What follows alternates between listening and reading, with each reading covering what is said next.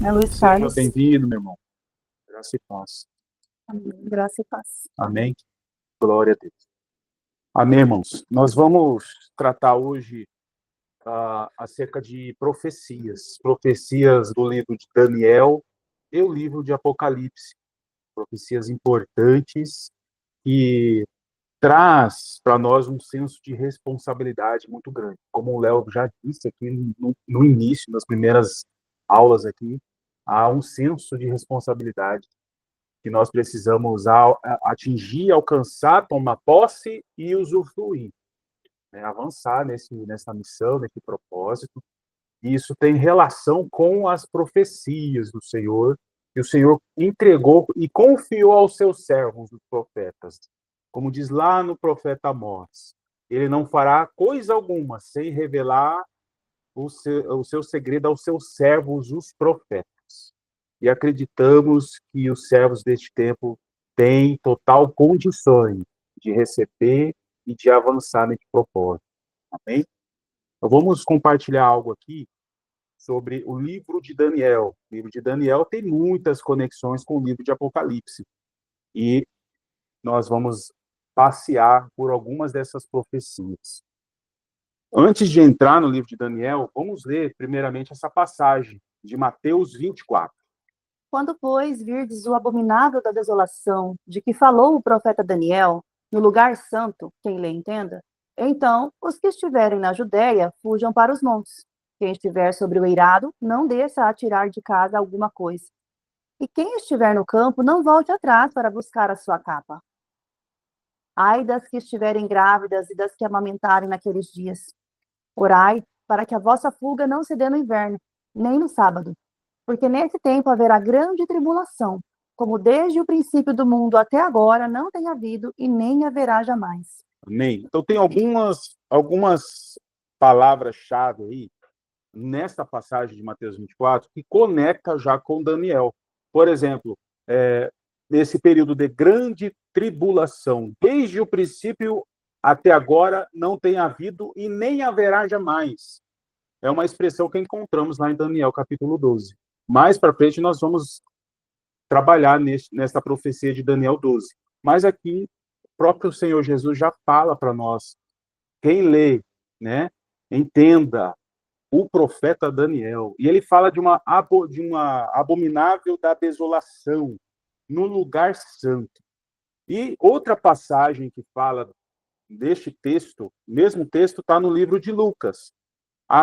E é importante nós colocarmos ambos os livros para a meditação, porque aqui diz abominável da desolação no lugar santo.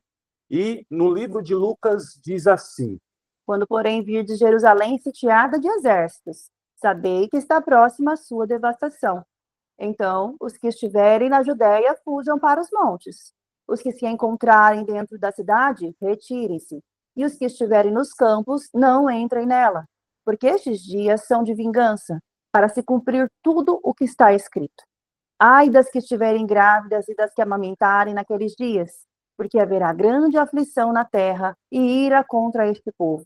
Cairão a fio de espada e serão levados cativos por todas as nações, e até que os tempos dos gentios se completem, Jerusalém será pisada por eles. Amém? Então, aqui, Lucas 21, é o mesmo contexto, só que com palavras que nos dá mais clareza. O lugar santo, por exemplo, aqui a palavra está falando de Jerusalém, o lugar que o Senhor mesmo escolheu.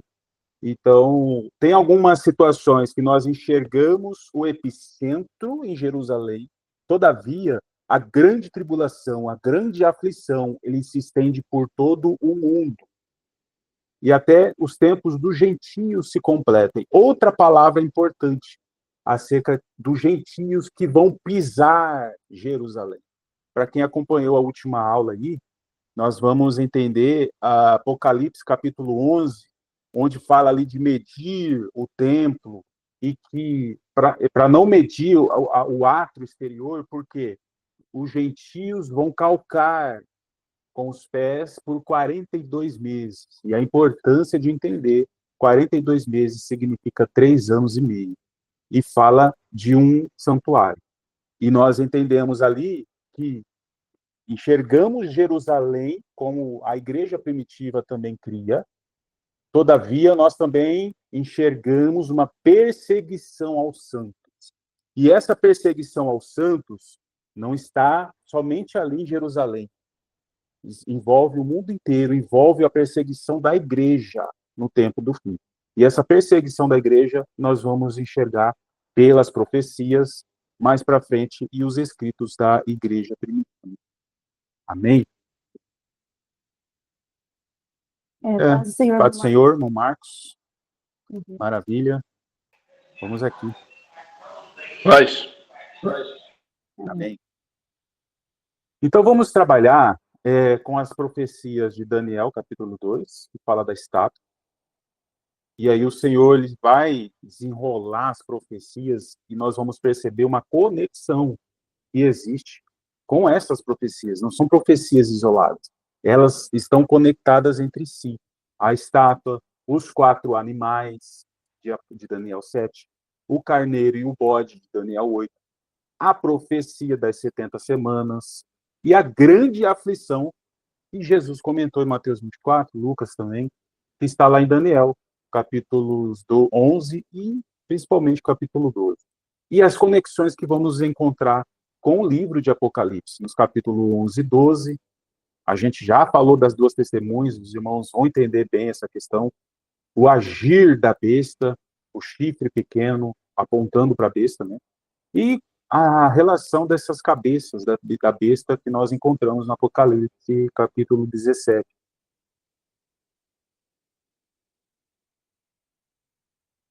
Amém? Vamos então ler essa parte de Daniel 2. Mas há um Deus no céu, o qual revela os mistérios, pois fez saber ao rei Nabucodonosor o que há de ser nos últimos dias.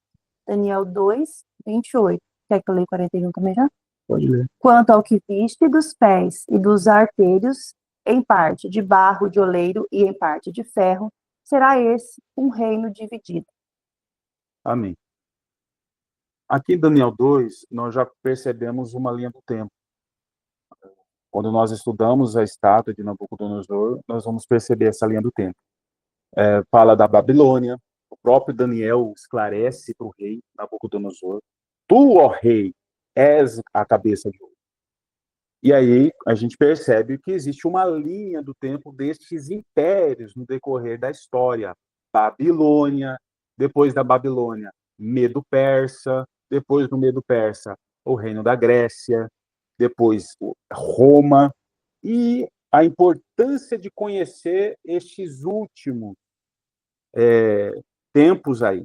O tempo do fim, envolvendo os 10 dedos destes pés da estátua, que é formado de ferro e barro. Ferro e barro. Por isso que fala de um reino dividido. Né? Fala da fragilidade do barro, mas também a força do ferro. E nós enxergamos já hoje, nos dias de hoje, em que momento nós estamos nessa linha do tempo? É algo interessante já para meditar. Acredito eu que nós já estamos ali nos pés da estátua, onde nós temos um mundo formado por países, nações que são umas mais poderosas do que as outras.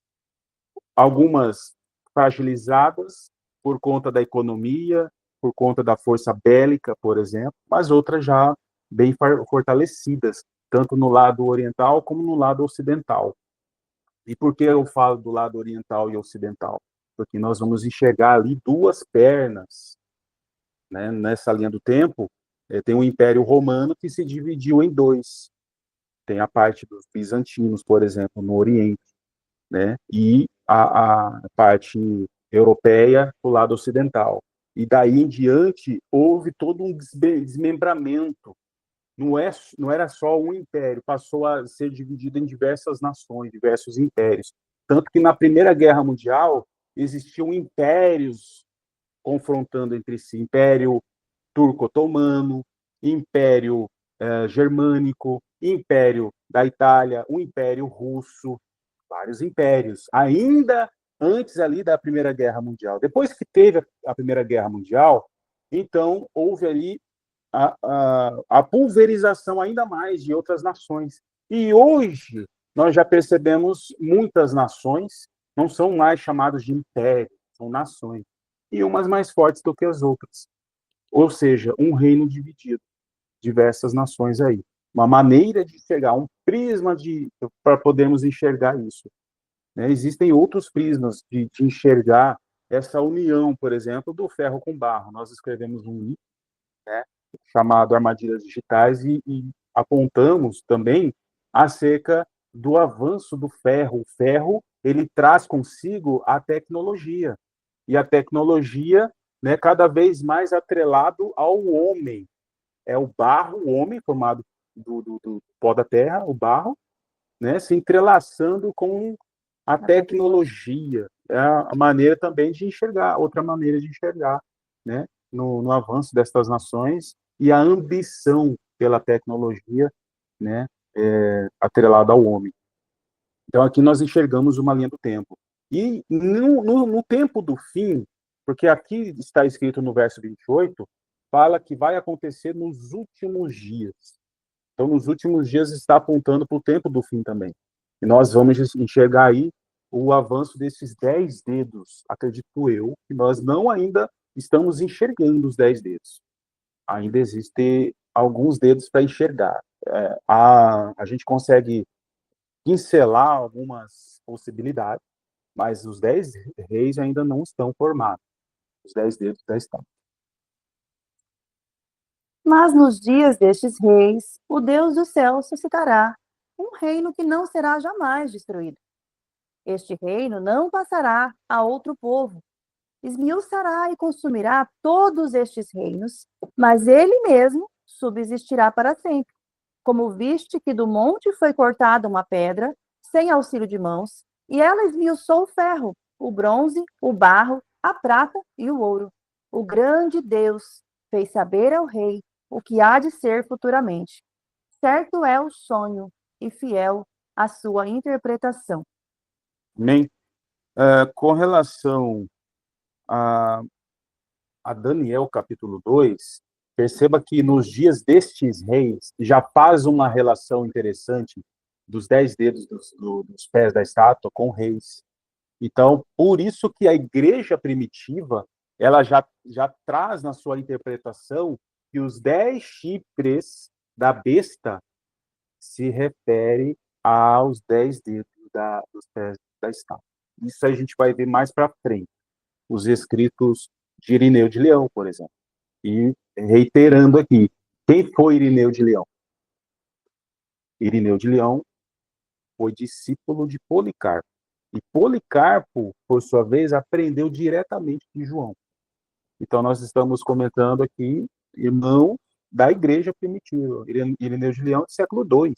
Então, são escritos bem importantes para a meditação acerca disso. E aqui em Daniel 2, a gente já percebe que os reis está se referindo aos 10 dedos dos pés da estátua. E aqui nós temos já um mapeamento, né, sobre estes impérios em relação à besta, que vai o quê? A besta nada mais é do que a recapitulação de todos estes impérios no tempo do fim. Essa palavrinha recapitulação também Irineu usa. Ele usa essa expressão, recapitular. É trazer todas as características dos impérios antigos naquele tempo do fim, na pessoa do anticristo. Então, aqui em Daniel 2, nós não temos aqui a menção do anticristo. Nós temos apenas a menção dos 10 reis. E Babilônia sendo o ouro, Medo-Persa a prata, Grécia, bronze, Roma a parte do ferro e os 10 reis ali, né, nos pés ali, envolvendo o ferro com o barro, formando os 10 dedos ali da estátua. Com relação a Daniel 2, os irmãos têm alguma pergunta? Claro que nós não esmiuçamos toda a profecia de Daniel 2, mas deu para colocar um panorama aí acerca dos impérios. Nós temos um mapa aí, né? Não sei se os irmãos conseguem ver com clareza, o avanço destes impérios, né? O babilônico, mais acima, depois o Medo-Persa expande um pouco mais, e aí o Império Grego avança ainda mais, principalmente para o lado da Ásia, e aí o Império Romano toma conta ali desde Tarsis, que é ali a Península Ibérica, até a parte da Ásia ali e da África. Perceba que existe uma expansão, né, territorial destes impérios.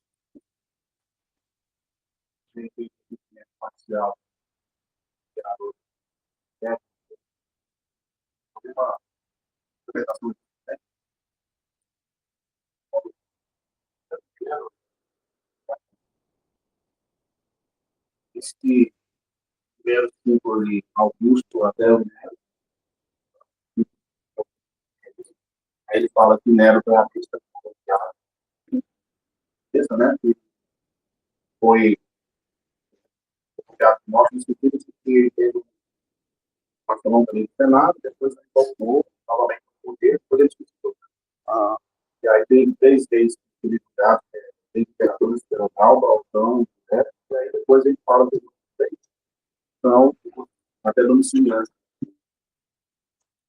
Também pode ter. Se for no sentido de servir de sombra, igual, por exemplo, Antíoco IV Epifânio, que ele foi sombra do anticristo que ainda havia de vir, né? Vai vir ainda, né? E ele realmente, Epifânio foi uma tipologia do anticristo ali, né, naquele tempo. Só se servir de sombra. Até porque neste período, neste período aí do primeiro século, teve uma instituição de uma marca. Houve uma imposição. Irmão Mateus, que é mais jovem, tem a memória mais fresca aí. O pastor Igor também comenta sobre essa questão de impor, né, uma marca naquele tempo. Tu lembra, Mateus? Agora no momento não estou lembrado, não. A gente pode pesquisar depois, mas que também naquele período, não sei se foi neste imperador que tu citou, mas foi bem próximo. E houve a instituição de eles só teriam que comprar e vender se eles tivessem a determinada moeda lá, a marca lá. Então serviu de uma tipologia, né? Principalmente Nero ali, né? Serviu de tipologia. Alguns pegam o nome de Nero também, né? E traduz o número do nome de Nero para 666. Tem alguns indícios, mas eu acredito que assim como Etíoco Epifânio, acredito que ele também serviu de uma tipologia do anticristo. Qual a questão das jornalistas? No ano 70. Cumprimento parcial. Isso, exato. Examento parcial da profecia de Daniel. Da profecia de Daniel, exatamente.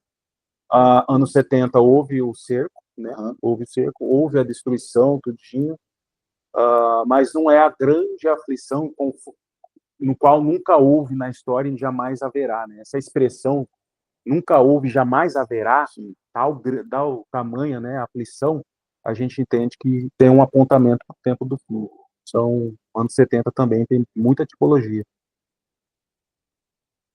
Depois a gente pode até achar essa questão da marca foi instituída naquele tempo. Mas é isso, bem interessante, né? Mais para frente, no Apocalipse 17, a gente vai falar acerca 5 já caíram, 1 já existe, e o que virá, né?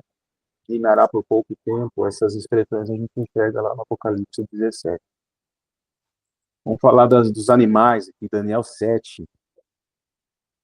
Esses grandes animais, que são 4 reis que se levantarão da terra. Tive desejo de conhecer a verdade a respeito do quarto animal, que era diferente de todos os outros, muito terrível, cujos dentes eram de ferro, cujas unhas eram de bronze, que devorava, fazia em pedaços e pisava aos pés o que sobejava. Amém? Só para exemplificar essa questão de recapitular os impérios, esse quarto animal, que é terrível, perceba que ele traz essa característica de recapitular os outros impérios. Ele tem dentes de ferro. Ferro a gente viu na estátua, que é Roma. de pisar, de pisotear, de mastigar. Só que ele tem as unhas de bronze, e o bronze na estátua é Grécia. Ou seja, ele com as unhas, ele vai tragar as nações com as unhas, e a Grécia ela traz muito das questões filosóficas, filosofias, artes, que mais aí, o teatro, música, medicina, psicologia, filosofia. Você vê que tudo isso alcança todas as nações, são as unhas de bronze deste animal, alcançando e tragando. Tragando para quê? Para que ela mastigue com os seus dentes de ferro. Então, já é uma amostragem acerca dessa recapitulação, né? Então, é bem interessante olhar para esses detalhes e que a besta no tempo do fim, ela traz essas características de recapitular todos os impérios que aconteceram aí. E a gente percebe, irmãos, né, essa cultura, né, greco-romana, até nos dias de hoje. Perceba que isso alcançou até mesmo as congregações.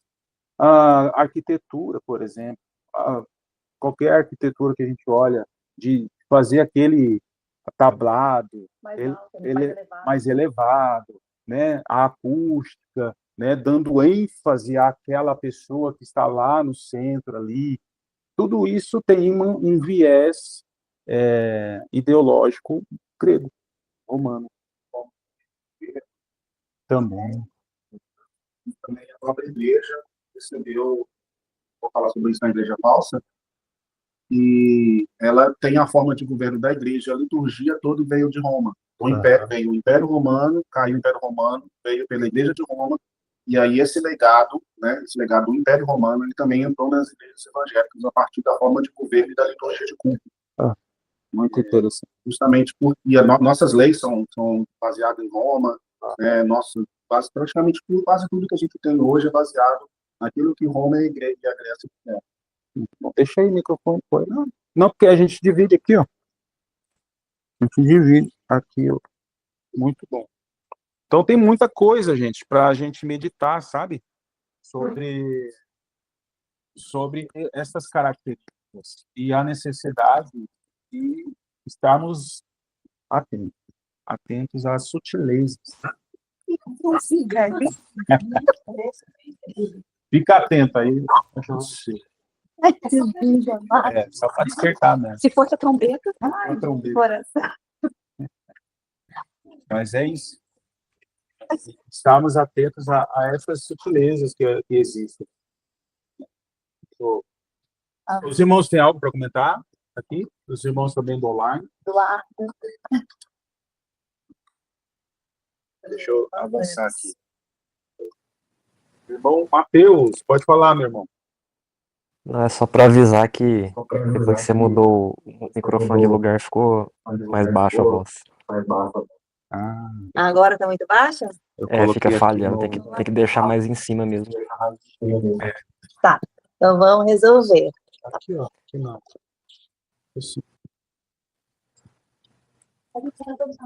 Tá bom. Aí, testando o som Aí, de novo. aí fica melhor. Maravilha. Irmão Marcos Nonato, fica à vontade. Irmão.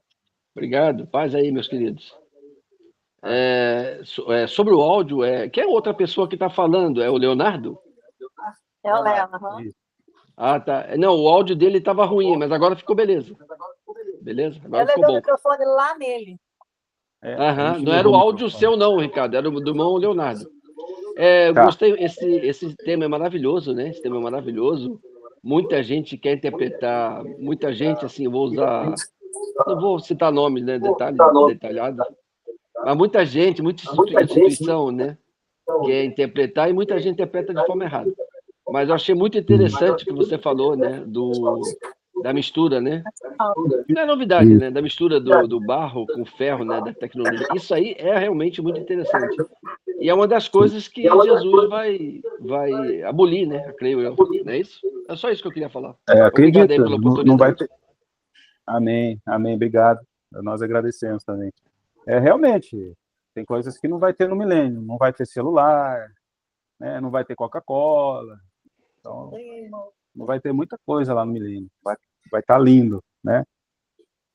Mas é isso, irmão. Você vê que o Senhor já começa a detalhar mais sobre este plano. Começou lá em Daniel 2, mas aí vai acrescentando detalhes. Em Daniel 7, nós temos de novo Babilônia, de novo Medo-Pérsia, a Grécia, fala das 4 cabeças ali, porque está falando do período helenístico, onde temos ali os 4 generais, depois de Alexandre o Grande, depois o Roma, e aí nós temos que discernir os 10 chifres, que já são os 10 dedos dos pés da estátua, e que destes 10 chifres vai sair um chifre pequeno. E há necessidade de entendermos a ação desse chifre pequeno, porque está apontando para o tempo do fim. E aqui vamos detalhar sobre isso. E também a respeito dos 10 chifres, que tinha na cabeça e do outro que subiu, diante do qual caíram 3, daquele chifre que tinha olhos e uma boca que falava com insolência e parecia mais robusto do que os seus companheiros. Eu olhava e eis que este chifre fazia guerra contra os santos e prevalecia contra eles. Amém, irmãos? Então, essa passagem é importante. Nós temos aí a figura de um chifre pequeno. E olha só, ele tinha olhos e uma boca que falava insolência. Ele blasfemava contra o Senhor. Essas palavras, irmãos, estão no Apocalipse. Nós vamos ver mais para frente lá no Apocalipse. Estas mesmas palavras aqui estão no Apocalipse. E o chifre pequeno fazia guerra contra os santos e prevalecia contra eles. E aí eu volto para aquela passagem lá, que nós já lemos aqui, né? Já meditamos. As portas do inferno não prevalecerão contra a igreja. É assim, não? Mas qual que é a discordância? Né? E as portas do inferno não prevalecerão. Não prevalecerão, mas aqui o chifre pequeno vai prevalecer. Como é que a gente resolve essa questão? É porque lá a palavrinha inferno é Hades, que significa mundo dos mortos. A morte não vai prevalecer. A igreja vencedora não, ela vai vencer a morte, porque na ocasião da volta de Jesus, os que morreram em Cristo vão ressuscitar. E os que estiverem vivos, claro, vão ser transformados, como está em 1 Coríntios, capítulo 15. Então está falando da morte ali. O inferno ali, a palavra inferno no original é Hades, que é a morte. Ou seja, o chifre pequeno aqui, de fato, vai perseguir os santos, vai matar, vai prevalecer contra eles. Claro, são todos os santos? Não. Tem uma parte dos santos da igreja que vai ser guardada no deserto. Acredito eu que a maioria vai ser levada ao deserto. E os que foram destinados ao martírio, o Senhor, então, né, claro, o chamou para este propósito. Então, a importância de entender o chifre pequeno aí. E tem mais informações, que está escrito nos versos 24 e 25. Os 10 chifres correspondem a 10 reis que se levantarão daquele mesmo reino. E depois deles se levantará outro, o qual será diferente dos primeiros, e abaterá a 3 reis. Proferirá palavras contra o Altíssimo, magoará os santos do Altíssimo, e cuidará em mudar os tempos e a lei. E os santos lhe serão entregues nas mãos por um tempo, 2 tempos e metade de um tempo. Aí colocou um tempo aí, irmão. E detalhe, né? Ele vai derrubar 3 reis. Dos 10, ele vai derrubar 3. E aí, claro, nós precisamos conhecer quem são os 10. E, surgiram os 10, ok. Destes 10, 3 vão cair. O chifre pequeno erguer, né? Se levantar. Vai ter aí um confronto. E nesse confronto ele vai abater 3. Tem algumas teorias, mas, claro, se não surgir os 10 reis ainda, fica só na teoria, né? E outro detalhe, irmãos, tem o detalhe de que a perseguição vai durar 1 tempo, 2 tempos e metade de um tempo, ou seja, 3 anos e meio. O chifre pequeno vai perseguir os santos por 3 anos e meio. Pega a informação e guarda. E no mapa, né, a gente vai catalogando. De novo, Babilônia, que era a cabeça de ouro, é o leão. Medo-Persa, que era a prata, é o urso. por exemplo, as 3 costelas no dente do leão. São 3 nações que ele derrotou naquele tempo histórico. A Grécia, que tem ali o leopardo com 4 cabeças. Já expliquei sobre as 4 cabeças do leopardo, né? Roma, que é o animal terrível, cujo animal tem 10 chifres, que estão conectados com os 10 dedos dos pés da estátua, e temos, então, a figura de um chifre pequeno. E esse chifre pequeno faz guerra e vence os santos durante 3 anos e meio. Informações importantes aí, irmão. Alguém quer comentar algo? Daniel 7, os animais? Os irmãos aqui? Tudo certo aí, Henrique? Fica à vontade para perguntar. Quer perguntar? Não, Matheus, pode falar, irmão. Só comentar uma coisa. Tem como voltar no slide anterior? Tem. Esse? Sobre a expressão aí, um tempo, 2 tempos e metade de um tempo. A gente sabe que é 3 anos e meio, né? Isso aí. Só que essa expressão tempos aí, né? Tempo, se eu não me engano, ela aparece já em Daniel 4 Daniel 5. Quando Daniel fala com Nabucodonosor, né? Que ele vai ficar 7 tempos vivendo entre os animais. Que passará 7 tempos. E aí, quando acabar, ele vai ser restituído ao trono, né? Então, essa expressão tempo, ela já aparece nos capítulos anteriores, né? E os 7 tempos que Nabucodonosor ficou vivendo como animal foi 7 anos, né? Então a gente pode compreender que a palavra tempo aí significa 1 ano. Era isso.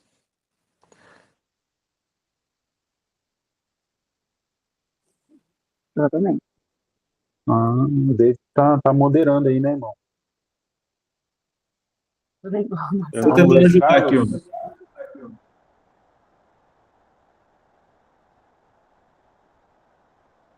Irmão Luiz Carlos, quer comentar algo, irmão? Graça e paz, tudo bem? Graça e paz, tudo bem, graças a Deus.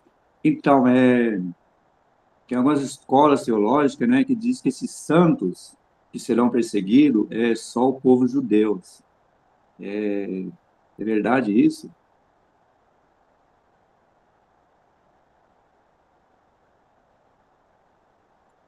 Existem muitas visões aí, né, teológicas de que estes santos se refere só aos judeus, mas nós temos aí muitas expressões ali no livro de Apocalipse, por exemplo, onde falam dos santos, e que eles têm características de quem segue o Cordeiro, né? Seguidores do Cordeiro, são chamados de primícias. Então, atrelar somente aos judeus, eu acredito que fica ainda faltando, sabe? Eu acredito que os santos aqui cabe mais à igreja.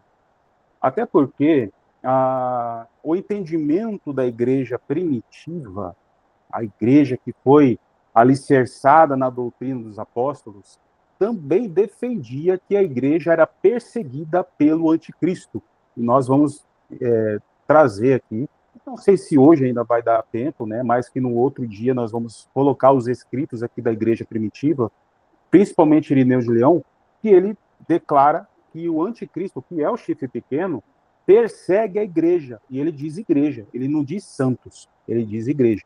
Então, no tempo do fim, dentro aí do período da grande tribulação, a igreja ela vai ser perseguida.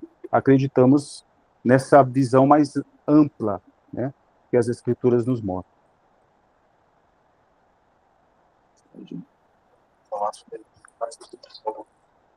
A ideia deles é como vai subir, como a igreja vai subir e vai ser arrebatada, o que vai sobrar aqui no mundo é a Israel, né? Sendo assim, você descarta a igreja do meio da tribulação, né? Então é uma visão, que é a interpretação que a gente conhece, né? Que era mais isso, pré-tribulacionista.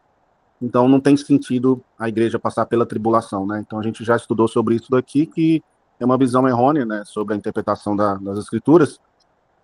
E a igreja, os santos, é tanto os judeus quanto os judeus convertidos, quanto nós mesmos, né, que somos cristãos, e entramos lá em, segundo Paulo fala em Romanos 11, na videira verdadeira.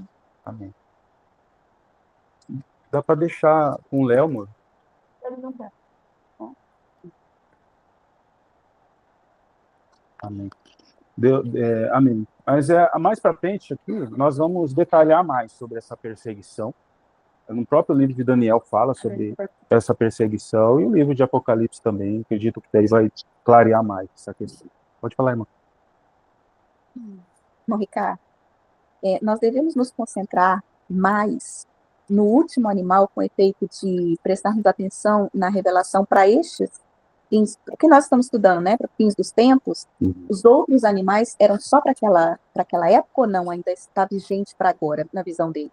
Não, a ênfase é para este tempo do fim. O animal terrível, grande, terrível, ele está para este tempo do fim. Esse último, que é terrível. Por que diz terrível? Daniel não identificou ali que tipo de animal que é. Poderia ser um outro tipo, porque no primeiro ele falou, é o leão. No outro ele disse, é leopardo. No outro ele disse, é um urso. Então, assim, e o último animal? O último animal ele não conseguiu descrever, ele colocou terrível. Por que terrível? Já faz alusão à besta. Porque o que é uma besta? A besta é uma junção de dois animais distintos. É um híbrido. É o híbrido. Lembra que o ferro com barro é uma junção já? A gente já percebe uma mistura. E essa mistura vai relacionar com a besta, que é um animal que não foi criado por Deus. É uma besta mesmo. E aí, por isso que no Apocalipse 13 nós temos o quê? A figura de uma besta que tem boca de leão, pé de urso, aparência de leopardo. Perceba que os animais de Daniel 7 já estão todos misturados, porque é terrível e grandioso. É esse animal que a gente precisa atentar. Os outros impérios, eles são importantes no sentido de clarear acerca de todas as características que essa besta está trazendo. Por exemplo, eu falar da Grécia, eu percebo que existem, até hoje, influências gregas que podem nos afastar do propósito, né? Grécia, de Roma, a idolatria, né? Todas as características desses impérios referente ao mistério da iniquidade, né? Acredito que é isso. Amém? Vamos avançar aqui, então. Vou voltar com o mouse aqui. Então, vamos tratar agora de Daniel, capítulo 8. Aqui só temos dois animais, a ênfase com dois animais. Falar do Império Medo-Persa e do Império Grego. Vamos ler agora essa passagem aí. Vi que o carneiro dava amarradas para o ocidente, e para o norte e para o sul. Estando eu observando, eis que um bode vinha do ocidente sobre toda a terra. O bode se engrandeceu sobremaneira, e na sua força quebrou-se-lhe o grande chifre. E em seu lugar saíram 4 chifres notáveis para os 4 ventos do céu. Amém?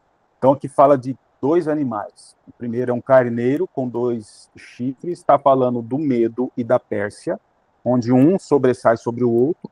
Conforme lá no urso, que também é Medo-Persa, uma perna estava levantada do que a outra. E na estátua, que é a prata, um braço em cima do outro, né, nas imagens que a gente vê. Então é como se fosse um sobressaindo o outro. Por isso que a gente vê Medo-Persa. Os 2 braços da estátua, um pé levantado do urso e um chifre maior deste carneiro. E ele dava amarradas para o ocidente, para o norte e para o sul. Interessante, porque quando fala de Medo-Persa, é como se nós enxergássemos um império que estava ao oriente, e por isso que ele avançava para o ocidente. Era uma guerra que existia entre Oriente e Ocidente. E por isso que a Grécia, ela vem do ocidente. É um confronto. Irmãos, este confronto existe até hoje. Espiritualmente falando, o Senhor está nos mostrando o seguinte, aí é algo interessante para a gente meditar. A Danizinha acabou de perguntar, né? É importante ver o passado e tal? Eu consigo ver algumas importâncias agora, por exemplo. O Medo-Persa, onde ele teve ênfase mais ao Oriente, e você vê a Grécia vindo do Ocidente, é uma batalha entre o Norte-Oriente e o Sul-Ocidente. E hoje ainda existe essa batalha. Por exemplo, Ucrânia. Do lado oriental, norte-oriental, nós temos Rússia, China, Irã, começando a montar todo um quebra-cabeça de bélica, né, para confrontar os que estão ao Ocidente, a OTAN, por exemplo, Estados Unidos, né? E isso a gente percebe que essa visão de Daniel 8 é muito atual. É muito atual. Quando olhamos para essas figuras simbólicas, elas também refletem nos tempos de hoje. E aí veio esse bode, né, apresentando ali o grande chifre que aponta para Alexandre o Grande. Alexandre Grande, ele morre e surgem então os 4 chifres notáveis, que são os generais aí. O Ptolomeu, que vai mais ali para o lado do Egito, Cassandro, Lisímaco e Seleuco. São esses 4 generais aí que surgem após a morte de Alexandre o Grande. E vamos continuar na leitura aqui, que aí tem um chifre pequeno de novo. De um dos chifres saiu um chifre pequeno e se tornou muito forte para o sul, para o oriente e para a terra gloriosa. Cresceu até atingir o exército dos céus. Alguns do exército e das estrelas lançou por terra e os pisou. Sim, engrandeceu-se até ao príncipe do exército. Dele, tirou o sacrifício diário e o lugar do seu santuário foi deitado abaixo. O exército lhe foi entregue com o sacrifício diário por causa das transgressões e deitou por terra a verdade. E o que fez, prosperou. Amém? Olha só que interessante. De novo, nós temos a figura do chifre pequeno que foi comentada em Daniel 7. E o Senhor sempre trazendo mais detalhes sobre este plano do mistério da iniquidade. Esse chifre pequeno, ele vai atingir o exército dos céus. Lembra que nós comentamos aqui que Abraão recebeu uma promessa de Deus? Vou engrandecer sua descendência grandissimamente como estrelas do céu e como areia da praia do mar. Então existe aí um mistério acerca dos descendentes de Abraão.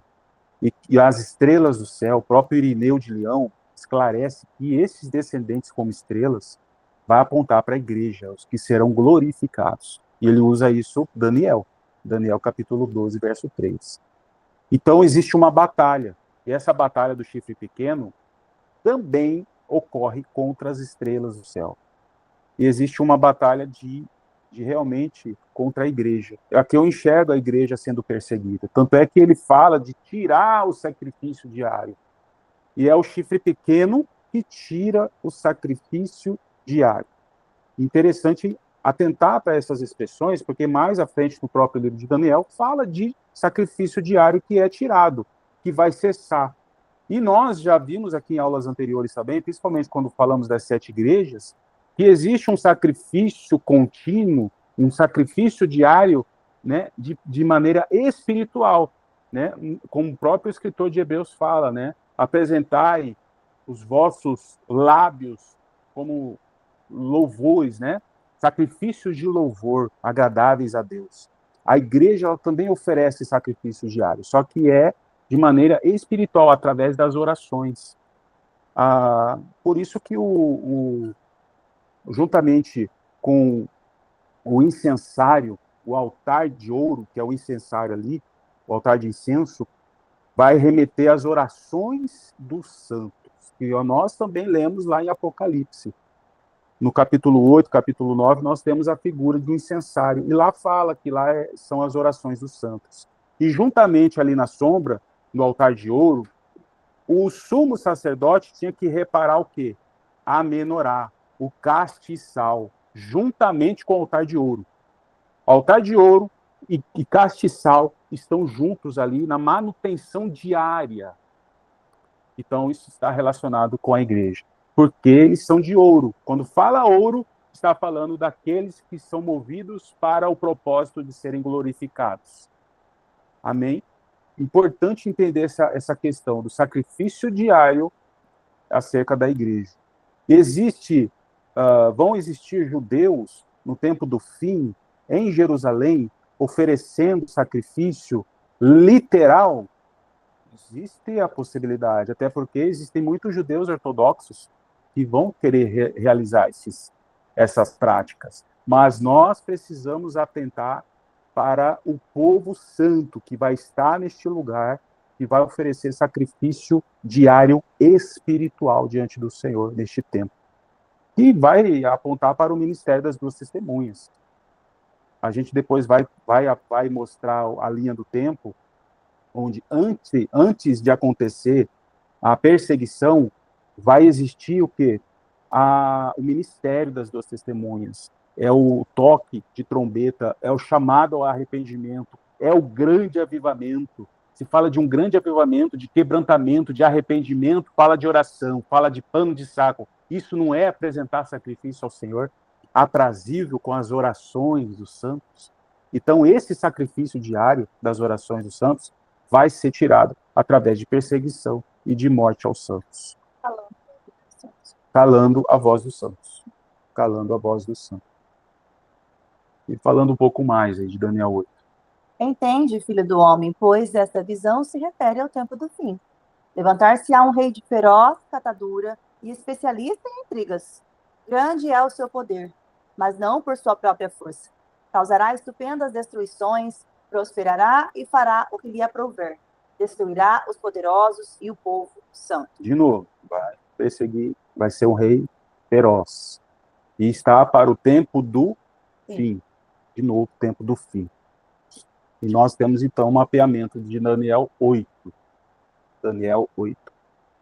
E aí nós, de novo, né, temos ali a ênfase dos versos 9 ao 12, de que ele vai tirar o sacrifício diário. E isso está relacionado com a perseguição aos santos. Perseguição aos santos é tirar o sacrifício diário. Com relação a Daniel, capítulo 8, alguém tem algum comentário, acréscimo, pergunta, dúvida? Mateus, pode falar, irmão. É um acréscimo, né? Quando fala ali do bode peludo, ele fala da região também que vem esse chifre pequeno. Na verdade, falando dos chifres propriamente, né? Quando Alexandre o Grande ele morre e se divide em 4 o império dele, os maiores impérios ali foi o de Seleuco e de Ptolomeu, né? Seleuco, ele ficou naquela região do Iraque, Irã, né? Síria, que fica ali ao norte e nordeste de Israel. Ptolomeu já é na parte do Egito, né? E a gente vê, né, que o chifre pequeno vem ali da linhagem dos Seleucidas, né? Acho que você vai falar disso, né? Só.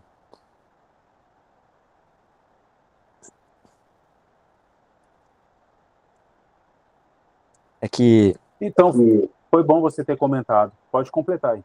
É que, historicamente, tem uma figura de Antíoco Epifânio, né? Que ele vem dos Seleucidas. E é daquela região ali, né? Do nordeste de Israel. Exatamente. A Mas gente era comentou isso. aqui, né? A gente comentou aqui de Antíoco Epifânio, que serviu de tipologia. Ele veio dos Seleucidas, né? E Seleucidas é uma região que envolve ali a região que antes era a Babilônia, era a Síria, região de Nínive. Nínive, lembramos de um profeta Naum, capítulo 1, verso 11. De ti, Nínive, virá aquele que vai maquinar o mal contra o Senhor, um conselheiro vil. E esse homem feroz, vil, conselheiro vil, está referindo-se ao anticristo. Então, tem uma etnia que está relacionado com o islamismo, né? Os muçulmanos, os árabes, Edom principalmente. Tem profecias pesadas contra Edom, aquele que persegue o seu irmão, porque os árabes têm parentesco com Abraão. Então temos aí algumas familiaridades aí referente a isso. Mas só que o bode peludo vem do Ocidente. Ok, a gente vai então linkar com Gog, terra de Magog, que vem do norte, que vem do Ocidente também, mas não significa que Gog tem etnia do Ocidente. Não, ele tem etnia ali da maneira como nós enxergamos, né, do Oriente Médio, mas não significa que ele não esteja morando em Magog, e de Magog ele vem contra, e da maneira como nós lemos ali em Ezequiel 38, Ezequiel 39, Então é muito tranquilo de entender isso, até porque Gog, da terra de Magog, a palavrinha da terra de Magog é Eretz. Eretz significa que ele vai estar morando naquela terra. Se fosse descendente de Magog, teria que usar a palavrinha Zerá, descendente. Zerá, semente, descendente de Magog. Ele não diz descendente de Magog, ele diz que ele morava em Magog. Importante entender esses detalhes. Foi bom eu ter comentado, porque ia passar, que é muita informação, né? Mas é isso. Os irmãos têm outra... Tranquilo? Vamos então avançar aqui. A gente vai ficar só em Daniel hoje, tá, irmão? Aí, né, vamos devagarzinho, né?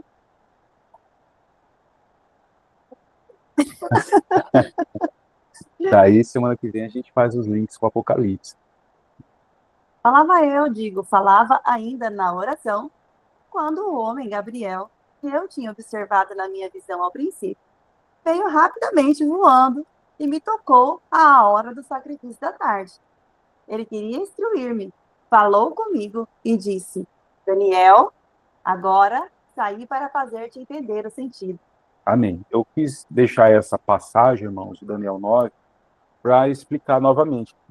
Daniel já era uma tipologia de como era o ofício sacerdotal da ordem de Melquisedeque, do escolhido por Deus para exercer sacrifícios espirituais.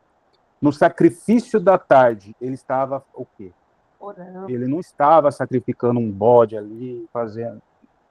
Não, ele estava orando. E ele relacionou a oração com o sacrifício da tarde. Né? E outro detalhe, o sacrifício da tarde, lembra de tardes e manhãs? Amanhã, o sumo sacerdote, ele preparava as lâmpadas, juntamente com o altar de ouro do incenso. E à tarde, ele acendia.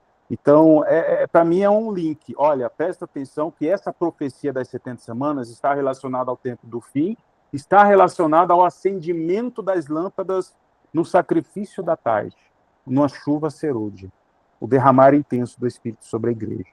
Este é o que eu queria compartilhar com vocês. E a passagem ali de Hebreus 13:15, que fala, pode ler. A gente tenta trazer aqui no HD, mas às vezes... Ele vai falar sacrifício. Sacrifício. Por meio de Jesus, pois, ofereçamos a Deus sempre sacrifício de louvor, que é o fruto de lábios que confessam o seu nome. Amém. Então Daniel estava orando. Ele estava já... Daniel, o próprio Senhor fala, vai dormir, Daniel, vai dormir que você vai depois ressuscitar para receber tua herança. Ou seja, Daniel faz parte da igreja, né? Os que vão ressuscitar, estamos juntos, né? Agora, é isso aí. Aí veio as 70 semanas, estão determinadas. Lembra, irmãos, que para chegar na profecia das 70 semanas, nós precisamos atentar às profecias que antecedem as 70 semanas. Elas não estão separadas, isoladas, elas estão interligadas. 70 semanas estão determinadas sobre o teu povo e sobre a tua santa cidade, para fazer cessar a transgressão, para dar fim aos pecados, para expiar a iniquidade, para trazer a justiça eterna, para selar a visão e a profecia, e para ungir o santo dos santos. Amém. Então, entendo eu, quando encerrar as 70 semanas, então vai se cumprir plenamente esses objetivos de cessar a transgressão definitivamente, dar fim aos pecados definitivamente, expiar a iniquidade, trazer justiça eterna, selar a visão e a profecia, envolve os de Daniel aí, e ungir o santo dos santos. E isso está relacionado também com o povo, porque está relacionado com o teu povo, o povo de Daniel, e a santa cidade. Amém? E a importância de entender o povo de Daniel. Em Daniel, capítulo 9, ele orava pelos de perto, pelos de longe. Quando eu digo pelos de longe, está relacionado às 10 tribos que foram espalhadas entre as nações. Lembra das 2 casas de Israel? Ele não orou só pelos de Judá, ele orou por todo Israel. Está escrito em Daniel 9. Ele orou pelas 2 casas de Israel. E quando nós entendemos as 2 casas de Israel restauradas em Cristo Jesus, essas 10 tribos espalhadas, esse reino do norte, essa casa de Israel, que foi espalhado nas nações, próprio Paulo e Pedro traduz para gentio. E os de Judá são judeus. Gentios e judeus em Cristo Jesus. Amém? Pela cruz. Efésios 2,16. Unindo ambas em Cristo, pela cruz. A mão cruzada de Jacó, aqui já vem muita memória, né? Vem já juntando muitas coisas aqui. Mas é pela cruz unindo gentios e judeus. Amém? E aqui envolve a igreja. A igreja faz parte do povo de Daniel, da profecia. Amém? E aqui a interpretação, segundo nós cremos, ele que corrobora com o entendimento da igreja primitiva. Mais para frente eu vou trazer também o entendimento da igreja primitiva. 7 semanas, que são 49 anos, desde a ordem para restaurar e edificar Jerusalém. Então, depois disso, ali envolve todo o contexto de Zorobabel, sumo sacerdote Josué, os profetas Zacarias, Ageu. Houve ali a restauração do templo de Zorobabel. Houve, então, depois 62 semanas de lacuna até o ungido. Está escrito depois 62 semanas. Será morto o ungido e já não estará. Então, nós temos ali a morte de Jesus. Da morte de Jesus, nós temos algumas palavras interessantes. E diz assim, ó, e o povo de um príncipe que há de vir destruirá a cidade e o santuário. Ou seja, esse povo que destruiu a cidade e o santuário aconteceu no ano 70. Então, da morte de Jesus até a destruição de Jerusalém do templo no ano 70, a gente já percebe que tem um hiato de tempo. Por quê? Se restam 7 anos, que é uma semana para completar as 70, então desde a morte de Jesus a gente já percebe esta lacuna de tempo, essa pausa na contagem. E, novamente, eu não trouxe aqui porque são muitas informações. Quem foi o povo de um príncipe que há de vir que destruiu a cidade e o santuário? Nós temos aqui 2 historiadores, Flávio Josefo e Tácito. E ambos declararam que as legiões romanas que destruíram o templo eram arregimentadas majoritariamente por árabes, daquela etnia ali, que rodeava Jerusalém. Então, tinham sírios, tinha de Egito, da Macedônia também, mas a predominância ali era de árabes. Depois eu posso colocar para vocês aí as fontes. Nós temos também no livro também do nosso livro Moed, acho que é o Moed. Nós temos essas fontes, amém? Corroborando com a etnia do príncipe que há de vir. Tem uma etnia muçulmana, árabe, amém? E é semita, uma etnia semita. E até o fim haverá grandes guerras. Né? Aí fala desse príncipe que há de vir, que ele faria o quê? Uma firme aliança com muitos por uma semana. Já envolve o quê? Essa última semana. E na metade da semana, esse príncipe que há de vir, que faz aliança com muitos, com uma semana, ele mesmo, na metade da semana, fará cessar o sacrifício. Lembra que Daniel 7, Daniel 8 tem um chifre pequeno? Em Daniel 8, esse chifre pequeno faz cessar o sacrifício, ele tira o sacrifício. Novamente, em Daniel 9, nós temos o cessar do sacrifício por este príncipe que há de vir. E a oferta de manjares. E sobre a asa das abominações virá o assolador. Até que a destruição que está determinada se derrame sobre ele. E no fim, na ocasião da volta de Jesus, vai ser derramado contra o império do anticristo. Amém? E aqui nós temos a linha do tempo, incluindo Daniel 9.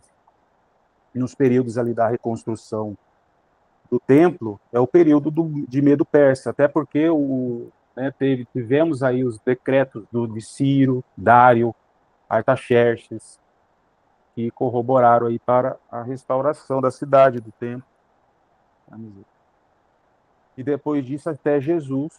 E então a gente de novo encontra a menção do cessar do sacrifício, o tirar do sacrifício, que já encontrava em Daniel 8, que está relacionado com a perseguição dos santos em Daniel 7.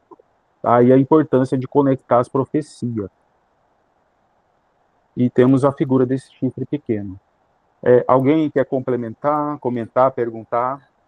Fique à vontade aqui, os irmãos. Existem diversas visões, né? Linhas teológicas sobre isso. Irmã Marta? Estão me ouvindo? É somente uma satisfação de ver o despertamento, né, da palavra, como se diz, de Gênesis e Apocalipse, a palavra vem revelando todos esses passo a passo das sombras da realidade, que para mim tudo isso é muito novo. Mas veja, esse fato, uma frase tem grande significado com aquilo que se diz lá na frente, no caso ali, Jacó abençoando, né, de maneira inversa, era a própria cruz, a própria união do enxerto dos gentios na oliveira, tudo isso associado, né, pastor? Gentios e judeus, quer dizer, um servindo... Quer dizer, a gente às vezes vai muito assim numa palavra, mas aquilo de uma maneira ampla, tem várias revelações, vários significados, entendeu o que eu falei? Entendi, sim, irmã. Entendi. Realmente, né, são muitos detalhes. Né? Quando a gente fala da união de gentios e judeus, a gente tem que olhar para as Escrituras e ver de maneira que o Senhor escreveu isso usando os seus profetas, inclusive a Torá, né? Usando o próprio Jacó cruzando as mãos e abençoando Efraim como primogênito, e isso desencadeando nos demais profetas. E eu mencionei aqui Daniel, que Daniel, quando fala os de perto, os de longe, tem outras expressões, inclusive no Novo Testamento, Paulo usa essa expressão, os de perto e os de longe. O próprio Efésios diz, vocês que estavam longe, agora estão perto, pelo sangue de Cristo. Então, o próprio Paulo, né, Pedro também usaram diversas menções que nós encontramos nos profetas, e também na Torá, na lei. Então, são sombras que apontam para uma realidade. Vamos avançando aqui. Então, irmãos, eu quis enfatizar essa ação do anticristo que o Senhor vai discorrendo nas profecias de Daniel. Em Daniel 11, de novo, o Senhor fala de um homem vil. Lembra que Naum, capítulo 1, verso 11, diz do conselheiro vil, que vem de Nínive? Aqui o Senhor usa de novo essa menção, né? Expressão. Então o homem vil tornará para a sua terra com grande riqueza, e o seu coração será contra a santa aliança. Dele sairão forças que profanarão o santuário e a fortaleza nossa, e tirarão o sacrifício diário, estabelecendo a abominação desoladora. Amém? Aqui o homem vil se levanta, de novo o Senhor dando detalhes. O Léo falou muito aqui sobre o desdobramento, o Senhor dando zoom. É como uma flor que vai brotando de diversas camadas de pétalas, vai desabrochando, né? E aí o Senhor vai dando mais clareza do mesmo ponto de encontro ali. E o Senhor vai dando mais clareza, irmãos, acerca deste homem vil, que era o chifre pequeno, que é o chifre pequeno, e que é o príncipe que há de vir. E esse homem vil, chifre pequeno, ele vai tirar o sacrifício diário. De novo, o Senhor usa essa menção de tirar o sacrifício diário, estabelecendo a abominação desoladora. O Senhor está enfatizando muito sobre isso, porque é a importância de apontar para a perseguição aos santos no tempo da grande tribulação, como está escrito lá em Daniel, capítulo 7. E vamos continuar a leitura aqui. Os sábios entre o povo ensinarão a muitos. Todavia, cairão pela espada e pelo fogo, pelo cativeiro e pelo roubo, por algum tempo. Ao caírem eles, serão ajudados com pequeno socorro, mas muitos se ajuntarão a eles com lisonjas. Alguns dos sábios cairão para serem provados, purificados e embranquecidos, até ao tempo do fim, porque se dará ainda no tempo determinado. Amém? Novamente, tempo do fim. Novamente, tempo determinado. Né? E aí nós temos a menção aí dos sábios. Entre o povo ensinarão a muitos. E acredito eu que está fazendo alusão aos santos que vão estar na plenitude do Espírito. Lembra que nós estudamos sobre as 7 igrejas? O acendimento da menorá, o Senhor enchendo do Espírito, da plenitude do Espírito, para o cumprimento de um propósito no tempo do fim, profetizando, proclamando arrependimento e também ensinando a muitos acerca dos propósitos. Interessante, irmãos, que para Daniel receber essas últimas palavras de Daniel 11, 12, aconteceu uma rebelião, um confronto, uma guerra, uma batalha. Daniel 10. O que aconteceu em Daniel 10? Daniel estava ali 21 dias, orando, se quebrantando, e no primeiro dia, o Senhor ouviu a oração dele e enviou a resposta através de Gabriel. Mas houve o quê? Ele foi barrado pelo príncipe da Pérsia. E depois veio o príncipe da Grécia. Ou seja, o próprio Satanás, usando sua horda de demônios, de principados, para impedir a revelação da palavra, a revelação dos planos do inimigo. O Senhor estava descortinando os planos do inimigo ali para Daniel. E o próprio inimigo tentando impedir ele. Veio o príncipe da Pérsia, veio o príncipe da Grécia, teve que mandar Miguel, reforço do céu, né, para Gabriel chegar e entregar essas últimas palavras de Daniel 11 e Daniel 12, que é o desfecho de todas essas profecias. Por isso que, quando a gente olha para 70 semanas de Daniel, a gente vê os detalhamentos da última semana, principalmente 1.260 dias, um tempo, tempos, metade de um tempo. Em Daniel 12, ele dá mais detalhes ainda. Ele fala de 1.290, ele fala de 1.335 dias. São muitos detalhes, irmãos, e que o inimigo, sabendo disso, tentou impedir, mas não foi capaz de impedir os planos do Senhor. E nestes planos do Senhor, ele quis falar sobre os sábios, que ensinarão a muitos, e que está relacionado ao tempo do fim.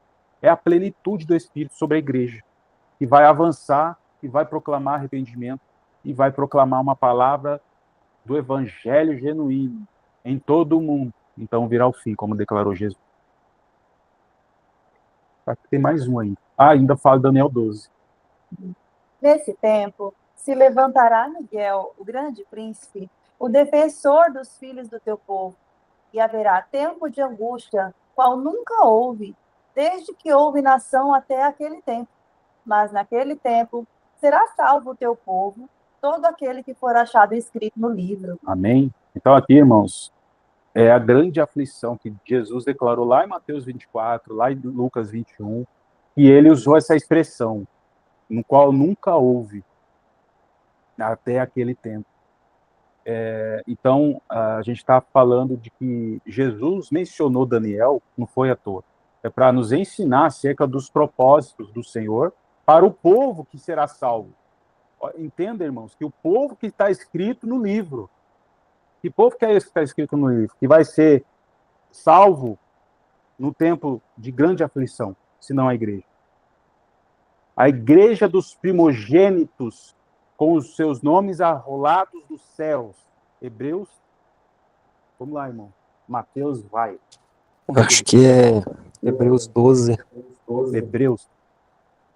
20 e pouco, alguma coisa assim. Exato. Igreja dos primogênitos. Arrolados nos céus. 12, Eu coloquei 23. um texto aí. Relacionado à questão do sacrifício, né? É 1 de Pedro 2,5. Também vós mesmos, como pedras que vivem, sois edificados casa espiritual para ser de sacerdócio santo, a fim de oferecer de sacrifícios espirituais agradáveis a Deus por intermédio de Jesus Cristo. Olha os sacrifícios aí. Amém. Mais uma passagem, além de Hebreus. que associa também a igreja, né, com o povo santo. Exato. Então é isso. Nós temos aí outras passagens interessantes. 1 Tessalonicenses, capítulo 4. Voz de arcanjo, na trombeta de Deus. De que arcanjo ele está mencionando aí? Se não Miguel, aí de Daniel 12. O que foi? A câmera. Corta para cá. É a câmera ali. Ele tá vendo aqui, ele tá sempre ali. Então, voz de arcanjo, irmãos. Voz de arcanjo, está aí o Miguel. Miguel aí, num tempo de grande aflição, conforme nunca houve, senão aquele tempo, e será salvo o teu povo, todo aquele que for achado no livro. Deixa eu ver se tem mais aqui. E daí, em versos 2 e 3, explica também, né? Aí. Muitos dos que dormem no pó da terra ressuscitarão, uns para a vida eterna e outros para a vergonha e horror eterno. Os que forem sábios, pois, resplandecerão como o fulgor do firmamento, e os que a muitos conduzirem à justiça, como as estrelas, sempre e eternamente. Amém, irmãos? Então, olha só. O arrebatamento acontece antes ou depois da ressurreição? É depois, né? Os mortos Vamos ler. Vamos ler. 1 Coríntios 15, 50 ao 52. Vamos ler primeiro aí. 1 Coríntios 15. E 51, posso ler? Pode. Eis que vou lhes revelar um mistério. Nem todos dormiremos, mas todos seremos transformados. Num momento, num abrir e fechar de olhos, ao ressoar da última trombeta. A trombeta soará. Os mortos ressuscitarão incorruptíveis. E nós seremos transformados. Amém? Então, primeiro tem que ressuscitar, e depois os que estiverem vivos vão ser transformados. Lembrando que o piscar de olhos, irmãos, aí é a transformação.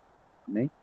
Transformação relacionada ao piscar de olhos. Tá? Ascender aos céus. O arrebatamento é uma ação. A transformação é outra ação. Né? Agora vamos ler 1 Tessalonicenses 4. Acho que é 16. Sim. Eu acho que é. Porque o Senhor mesmo, dada a sua palavra de ordem, ouvida a voz do arcanjo e ressoada a trombeta de Deus, descerá dos céus, e os mortos em Cristo ressuscitarão primeiro.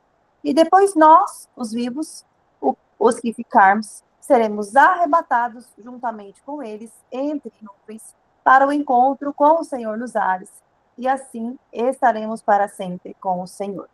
Voz de arcanjo, amém? Trombeta de Deus, que é a última. Então, aqui em Daniel 12, verso 2, fala de uma ressurreição para a vida eterna. E fala dos sábios que vão resplandecer como estrelas, ou seja, a glorificação dos santos. Por isso que nós entendemos que a igreja ela vai permanecer nesse período e ela vai ser alcançada e ela vai ser arrebatada no final da grande tribulação. Mais para frente, se Deus permitir, nós vamos trazer sobre os eventos, né? Selos, trombetas, tá? A 7ª trombeta, irmão, ela tem relação com Daniel 12. O mistério de Deus. Quando o 7º anjo tocar sua trombeta, vai acontecer o mistério de Deus. Apocalipse 10, verso 7. E esse anjo, irmãos, é um anjo de linho fino, rosto resplandecente, tem as suas pernas como um latão reluzente, ele ergue a mão para o céu e declara por aquele que vive eternamente, e tem os pés na água e na terra. Esse mesmo anjo fala para Daniel, tem linho fino, rosto resplandecente, latão reluzente, ele está levantando a mão para o céu, jura por aquele que vive eternamente. Aí você tem que linkar o que o anjo falou para João e o que o anjo falou para Daniel. Aí você tem o checkmate, irmão, acerca do período do mistério de Deus, o período em que o Senhor vai salvar o povo que está escrito no livro, envolvendo a transformação, a glorificação e, consequentemente, o arrebatamento. Amém? Mas isso é para outro dia. Os irmãos que ouviram, dá para ir. Mas é algo muito interessante, tá?